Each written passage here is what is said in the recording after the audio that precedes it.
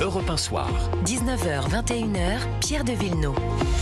Avec, pour m'entourer jusqu'à 20h, Raphaël Steinville. Bonsoir. Bonsoir Pierre. Directeur adjoint des rédactions du JDD. Bonsoir à Vincent Roy. Bonsoir écrivain, consultant, observateur. Bonsoir Philippe Etienne. Bonsoir. Merci d'être avec nous, ambassadeur de France, ancien ambassadeur aux États-Unis, ancien premier conseiller diplomatique d'Emmanuel Macron et auteur de ce livre qu'on attendait.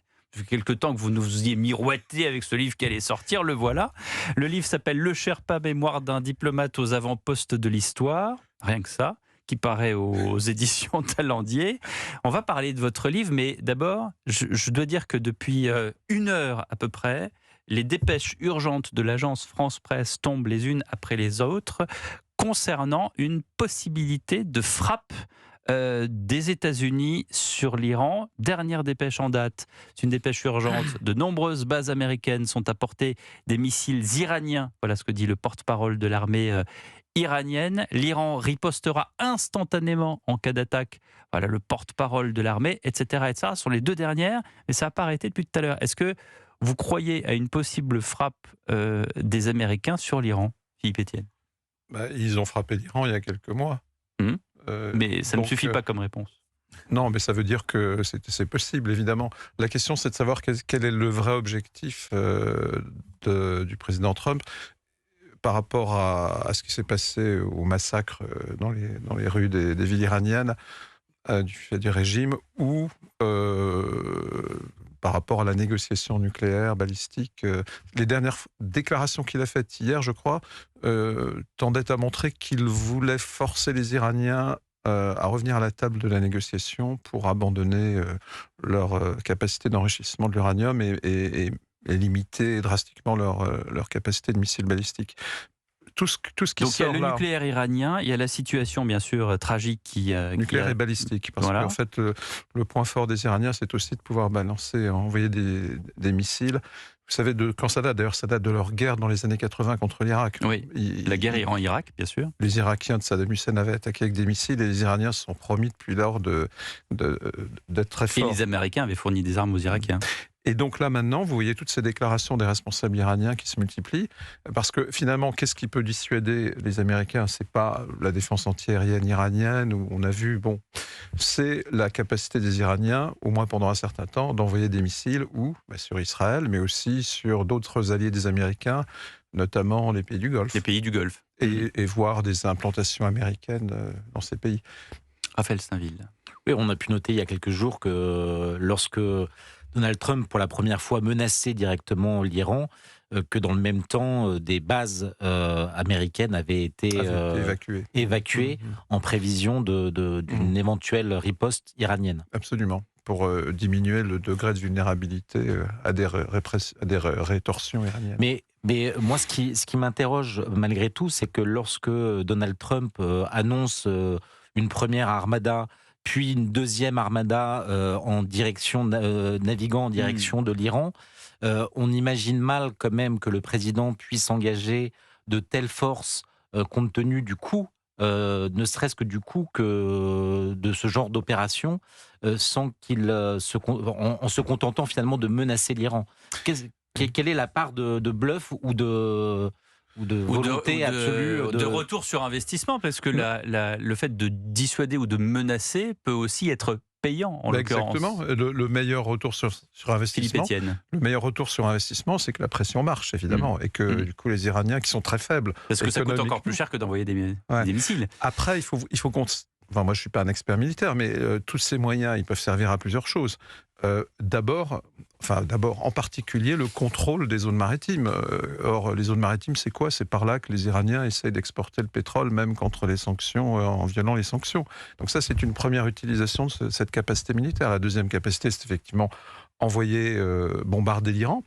Et la troisième capacité, par rapport à ce qu'on disait, c'est si les Iraniens répondent à une frappe américaine, c'est protéger, en neutralisant cette réponse iranienne, les pays alliés des États-Unis et les infrastructures américaine. Donc cette armada, elle a plusieurs buts, même sur le plan militaire, et elle a un but politique qui est de maximiser la pression sur le régime pour lui montrer qu'il n'a pas d'autre solution que de céder. Vous n'êtes pas un expert militaire, vous l'avez dit, mais vous êtes un expert de la diplomatie, Philippe Etienne. Mais alors, vous avez dit que Donald Trump voulait quand même revenir, ou en tout cas remettre une table des négociations. Enfin, pardonnez-moi, mais comment est-ce qu'on négocie avec le régime des mollahs ?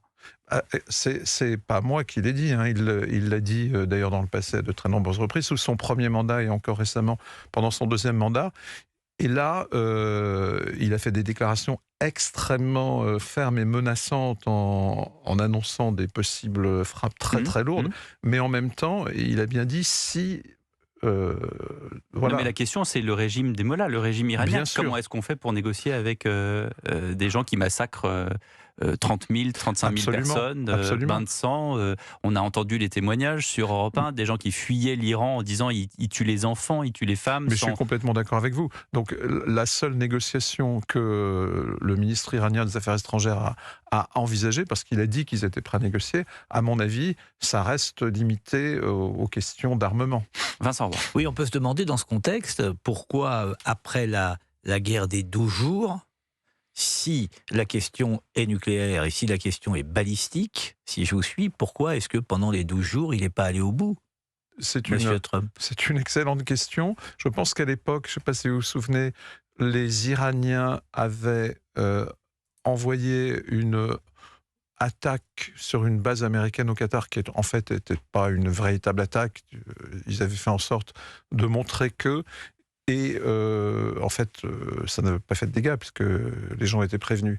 Et donc, à l'époque, le président américain avait montré sa force.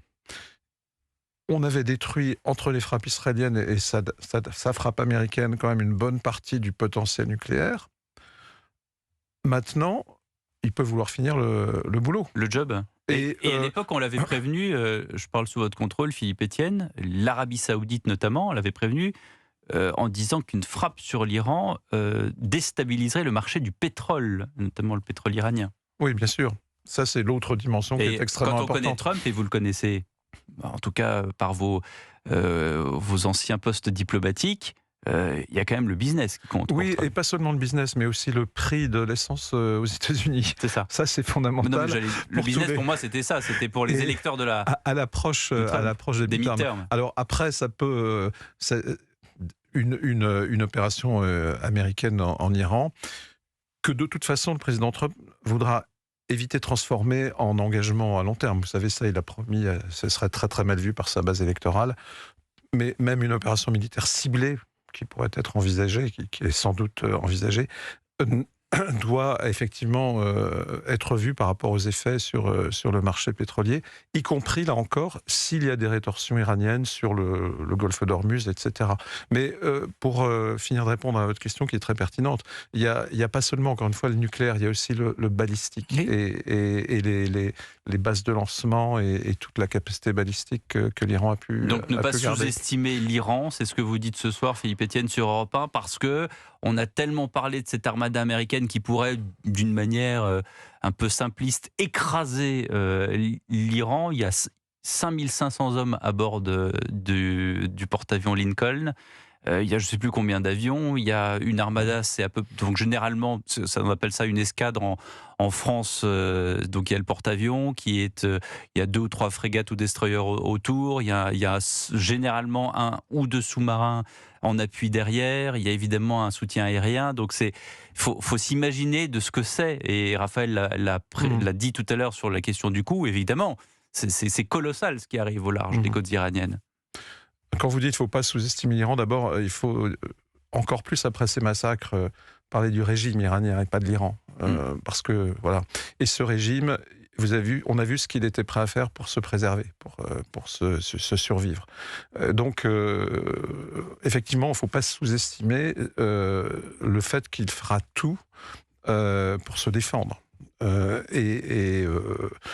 Le potentiel américain est énorme, mais je pense que le président Trump, ses conseillers, ses militaires lui ont donné des options en fonction justement des différents effets sur les différents paramètres qu'on a évoqués, de différentes options militaires. Vincent Roy ? Oui, encore une fois, ça pose quand même une vraie question. On n'a jamais vu de régime être renversé par une puissance étrangère, etc., et devenir pérenne. Qu'est-ce qu'on peut attendre si M. Trump frappait le régime? On oublie le nucléaire, on oublie la balistique, là. S'il frappait le régime pour les Iraniens, c'est d'eux dont nous parlons, c'est eux que nous avons en tête, c'est-à-dire ceux qui souffrent.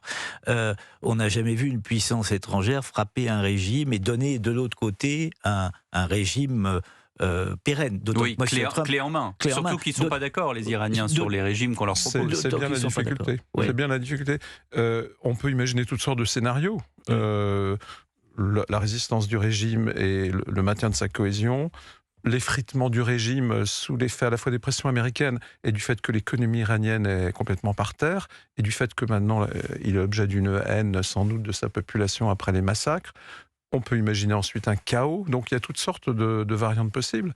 Mais effectivement, c'est très difficile pour les États-Unis, à partir d'une opération militaire, d'être sûr de l'effet que cette opération aura sur un éventuel effondrement du régime et surtout sur ce qui suivrait. Un mot de votre livre, Philippe Etienne, Le Sherpa, mémoire d'un diplomate aux avant-postes de l'histoire. Vous êtes aujourd'hui ambassadeur et vous avez eu différents postes diplomatiques. Quand on lit votre livre, je veux dire, on prend plaisir parce qu'on a l'impression que tout a été émerveillement, en fait. Même si les faits historiques, parfois, et vous parlez par exemple très très bien de la crise des subprimes en 2008 et la façon dont ça avait été géré, dont aucun pays européen n'était d'accord avec l'un, avec l'Allemagne qui voulait freiner, l'autre qui voulait... Il y a toujours chez vous un émerveillement. C'est quoi? C'est l'émerveillement à savoir qu'au final, il y aura une solution, ou est-ce qu'au final, comme on le dit souvent de manière, j'allais dire, mesquine des diplomates, on met la poussière sous le tapis? Ah non, c'est sûrement pas, c'est ni l'un ni l'autre en fait. D'abord, excusez-moi pour le sous-titre, et même le titre, c'est peut-être un peu prétentieux, mais c'est vrai que j'ai eu la chance. Vous avez été un Sherpa, jusqu'à présent ça va bien. C'est le sous-titre plutôt qui est... Oui, plutôt le sous-titre, mais j'ai eu la chance d'être à Moscou au moment de l'effondrement de l'Union soviétique, j'ai eu la chance de servir en Allemagne juste avant la chute du mur et d'y revenir comme ambassadeur. J'ai eu la chance, et j'en viens à votre question, de vivre des crises exceptionnelle, et notamment à Bruxelles, cette crise financière, parlons-en, puisque c'est l'exemple que vous prenez, vous avez tout à fait raison, et de voir des moments où on était au bord du gouffre. Alors, le mot émerveillement n'est pas... Je l'assume, si vous voulez, parce que moi, j'ai eu cette passion du métier de diplomate, et pas seulement de l'observation, mais aussi de voir comment justement on pouvait gérer ces moments, y compris les moments les plus difficiles. Si on était toujours par temps calme, voilà, le métier de diplomate serait pas très intéressant. Est-ce que dans les crises, moi je me souviens d'une phrase de Bernard Cazeneuve un jour dans une conférence, l'ancien Premier ministre, qui parlait du Bataclan. Et il a dit, au moment du Bataclan, il y a eu les coups de fil entre Premier ministre, ministre de l'Intérieur, président de la République, etc. Et il a eu cette phrase, il a dit « et l'État se met en marche ». C'est-à-dire que le fonctionnement de l'État, il y a un truc automatique qui se met en marche. Et c'est pareil dans la diplomatie? Oui, d'ailleurs, je le dis dans le livre, parce qu'il y a aussi les structures de l'État, et il faut y veiller.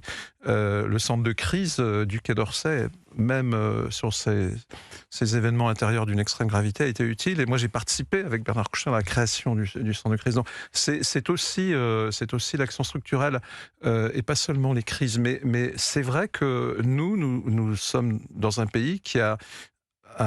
Et je l'ai vu à Moscou, à l'effondrement de l'Union soviétique, combien c'était important pour la démocratie, pour une démocratie efficace, d'avoir un État, d'avoir une fonction publique. C'est quelque chose qu'il ne faut pas négliger. Et c'est vrai qu'en France, nous avons des mécanismes et un État qui peut effectivement, de manière plus ou moins efficace certainement, mais qui peut prendre en charge des situations d'une extrême gravité. Raphaël, 2 secondes. Oui, j'aimerais que vous nous explicitiez un peu le rapport d'Emmanuel Macron à la diplomatie. Dans un livre récent, deux de nos confrères ont publié les espions du président, et on sent qu'il a un rapport assez compliqué avec les diplomates, leur préférant finalement les hommes d'action. Quel est votre jugement? Vous le vivez, Mais les diplomates peuvent être et doivent être des hommes d'action. Je pense que le président Macron est quelqu'un qui... Et c'est pas seulement dans le domaine des diplomaties, tel que je l'ai observé, il aime bien que les choses soient faites. Donc, quand il est face à un sujet international, évidemment, il ne va pas se priver de faire intervenir des gens qui ne sont pas diplomates, je dirais au sens strict de carrière. Ils viennent pas du corps. Mais en fait, je connais certaines des personnes qui étaient concernées par ce reportage. Même, j'ai travaillé de près avec l'une d'entre elles. Et c'est pour moi un diplomate. Monsieur Paul ?